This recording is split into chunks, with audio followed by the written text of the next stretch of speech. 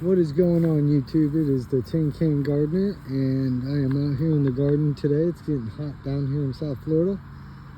It's going to be up in the upper 80s today, so yeah, it's getting to be kind of warm down here. Yesterday I had to spray everything down with BT because with warm weather comes things like powdery mildew. I don't know if you guys can see that, but there's some powdery mildew right there on those leaves. I'm going to take those off. Probably a little too late to start those, but that's okay.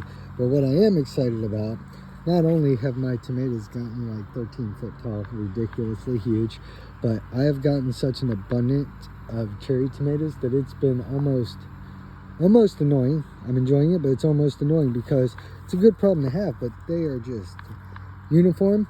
The only problem I can really say about this plant is it's growing plants off of the fruit. I mean, if you want cuttings and stuff, that's great, but I've been pulling suckers like nobody's business every time I turn around, like right here, and it really helps out with the fruit. But what I'm really excited about, guys, is right there and right there. I cannot explain to you how big these tomatoes are, but it is like almost ridiculous. I can't even really get in there, but look at this thing. And it is monster, as is this one right here. See if we can get up under there. There we go. Let's see here. There we go. Look at that monster right there. This thing's huge. This thing's huge. And this is the biggest one I think I've grown this year. But look at the size of this thing. This is just ridiculous. My phone's telling me I got close battery, low battery. Anyways, but this thing is at least 2 pounds. It's like stupid big. I do have some over here that are just as big, like this guy right here. Nice big tomato. Pretty uniform too, might I add, like this guy right here. These are mortgage lifters. Those, these are ugly ripes. I sorted it out. These are definitely ugly ripes. Those are definitely mortgage lifters. And I'm definitely having a little bit of a issue going on here with this brown spot, so might have to take care of that. Probably hit it with some more fungicide again. But I'm telling you guys, I got some big ones. I mean, these things are ridiculous. Look at the size of this thing. These tomatoes are just huge, and I will be planting these again. Look at this. Look at the size of that thing. So, and the cucumbers. Look at all the cucumbers we've been getting. One there, one over there, big one back there. I mean, just everywhere. I got peppers. It's been a pretty awesome gardening year, I must say. And like I said, these cherry tomatoes are just, and they're very salty. Like, no need for salt. They're pre-salted from the soil or something. Now, I gotta water these. See, I'm getting some of this, so I'll hand water these with a bucket. I won't spray them because I already sprayed them with BT, and I need that to do its job because, as you can see, we have tent worms, and there's one now. So that's a tent worm right there, and I just grabbed that little sucker and squish him. But now I gotta take a very close look at everything. Also, if you look at any of your leaves and you see something that looks like little brown spots, that's worm poo, and they're already tearing up your stuff. So, like right here, see this? I'll show you guys what that looks like. That is worm excrement, which means I got one somewhere over here that I now have to go through the bottom of my leaves. Usually there'll be a little leaf curled. I might have already gotten this one yesterday, but usually you'll see a little curl in the leaf somewhere, and it'll be tucked up under there like that one was. Even right there they'll sit. So, oh yeah, look at this. That is in this one for sure. This means I have worms, so I gotta pull this guy out of here. Yeah, see that hole right there? So what I'll do, this is how we deal with this where I'm at. Just take that, set it somewhere, and we'll feed that to the chickens. So I'll set that right there, and then I'll go ahead and feed that to the chickens. They'll love it. But that's how you know you got them. That's how you see all that crap. So I got to be very careful and make sure they don't start tearing up all of my plants. There's another one. So, but they are around here and they're plentiful. So, I don't want to have a bunch of cucumbers with holes in them. So what's going to happen here is I might have a few more weeks, maybe a week or two if I spray it a little bit more and stay on it. But I'm guessing here in a month or so, these beds are going to have to be cut down.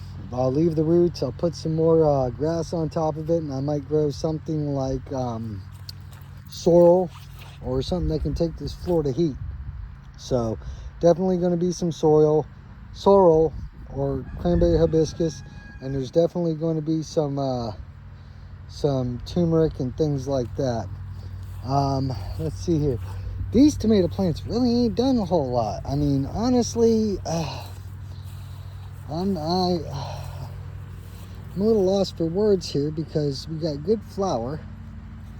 We were getting flowers, but it was just a little late for my liking. And they seem like they're pretty prone to a couple diseases, but I've been spraying these things with so much copper fungicide, it's ridiculous. And I'm waiting for my radishes to go to seed. But also, like, look at this tomato. I can't believe how big this thing is. Ain't that crazy? Look at this. That's a tomato. And then another cherry tomato plant. Like I said, we've been getting so many cherry tomatoes that it's been a real blessing. But I gave this plant to my helper, the kiddo, and she just kind of lets it do what it's doing. And you know what? I respect that. As you can see, some of these plants that shoot up out of here with suckers also end up with flowers and fruit, but you gotta have the proper ratio, and you don't want too many of those because you'll start having some serious problems. Let's see here. This is my daughter's bed, my helper. She's been working at it, you know, doing the best she can with what she knows.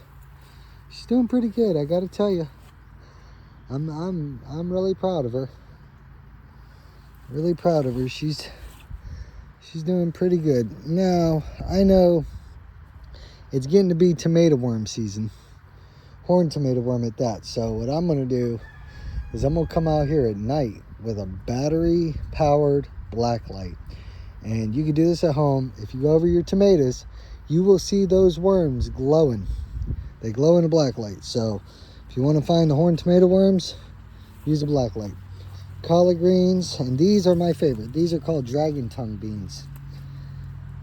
I'm sure everybody knows what these are by now, but oh my god, fresh. They have a very subtle taste. So good, so delicious. I love them. So I gotta harvest some more of these this evening. I don't ever pick my beans in the morning because they're wet.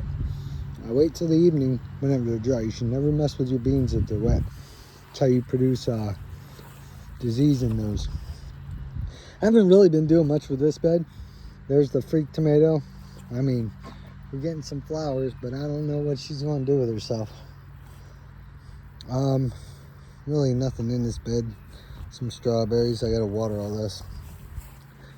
And elderberries shooting up there. I just cut that not that long ago, and look at all that growth already. But that's what's going on in the garden, guys. Peppers are growing. Everything's growing very abundantly. We're very, very blessed this year to have had this much abundance in our garden. And you know, I've been doing this a long time, and this is one of my better harvests. I got to be honest with you. Some years you get it, some years you don't. So this is one of them years that get it. So, and it's probably going to be a really wet summer. I got a funny feeling the hurricanes are going to be up too, so we'll see. I just hope we don't get a direct hit from any of them, because that's usually a big old mess that nobody ever wants. Anywho, yeah, so everything's looking good down here in South Florida, guys. I love seeing your guys' comments and letting me know how your guys' gardens are doing. I haven't really been able to get online too much because I'm dealing with school and stuff still, so I'm just etching back into it. And we lost Buddy not that long ago. It's only been 2 weeks, so still trying to get through that, because he was a very integral part of this family, and now he's gone. So and he was my best friend. And I'm just trying to get through this as much as I possibly humanly can, you know. And it is what it is. But anyways, yeah, that's the garden this year, guys. So I know most of you are getting wound up to start your spring. I'm looking forward to see what you guys do with your gardens. All right, well, till next time, this is the Tin Can Gardener signing off. Get out there and grow something, guys.